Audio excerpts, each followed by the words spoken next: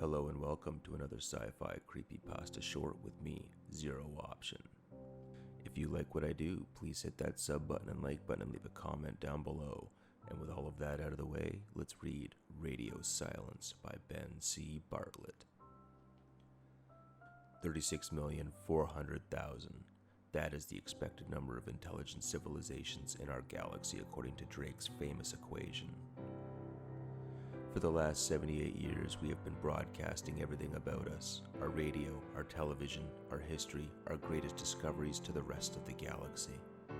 We had been shouting our existence at the top of our lungs to the rest of the universe, wondering if we were alone. 36 million civilizations, yet in a century of listening, we hadn't heard a thing. We were alone.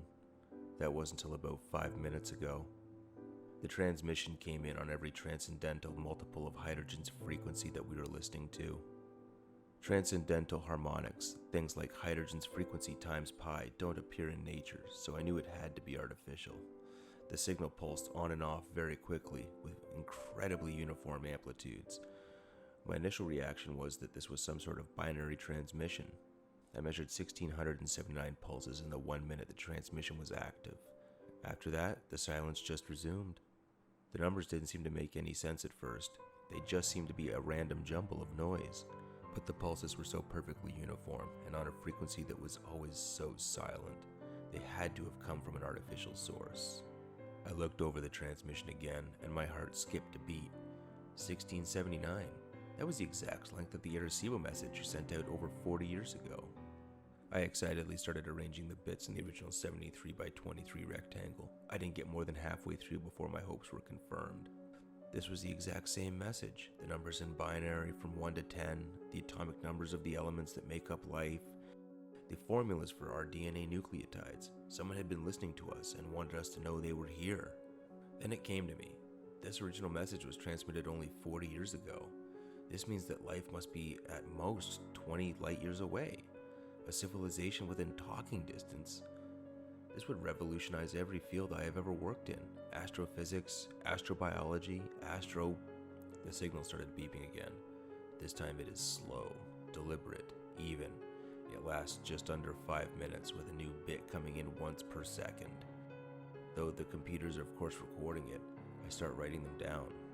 0, 1, 0, 1, 0, 1, 0, 0.